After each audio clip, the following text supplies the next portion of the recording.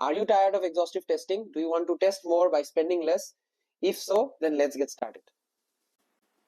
Hello everyone, welcome to Tech Trends with Nasser. In my today's video, I will talk about equivalence partitioning and boundary value analysis. So I'm going to share my screen and show you. I have written a sample problem. So here let's talk about it at first.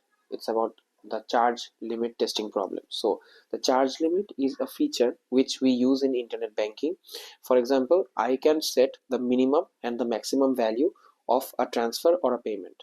So we have to check if the minimum limit validation is working properly for the transfer, if the maximum limit validation is working properly for the transfer. Okay, so here I have written that the upper limit is 1000 and the lower limit is 200. So the task is to write the minimum test cases which are required to test that the charge limit of transfers is working properly. Okay, so at first we have to consider that here the lower limit is 200. Okay, so if we completely divide all of the values which can come between the upper limit and the lower limit, so in the perspective of a tester, if I test, so at first I will have to divide the numbers. So I have to check at first the numbers which are less than 200.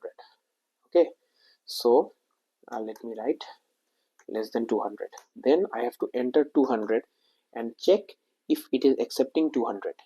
So the expectation is the number, if it is the amount or the number, if it is less than 200, then it will fail, meaning the customer won't be able to proceed and a validation message will show that this is the minimum amount for this transfer. So he will have to either enter that or something more than that amount. Okay, similarly in the next scenario we can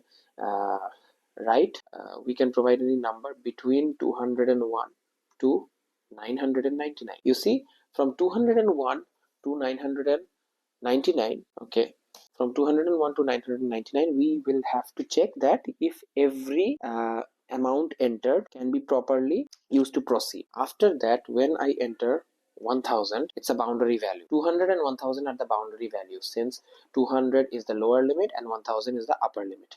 Okay, so now if I enter anything more than 1000, for example, I will enter the closest case, which is 1001. Okay, so if I enter 1001, there will be a text validation message that the amount you have entered is greater than the upper limit or the maximum limit. Okay, so in this way we can test this whole scenario with just 5 test cases.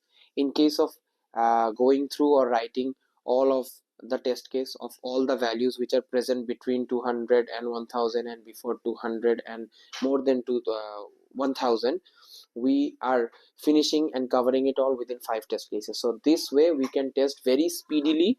We have to only execute 5 test cases. So this is how we save time, and this is the main concept of equivalence partitioning and boundary value analysis. Here we analyze the boundary values, which is 200 and 1000. Thank you for your valuable time. Please like, share, subscribe and hit the bell icon below to never miss an update from Tech Trends with Nas.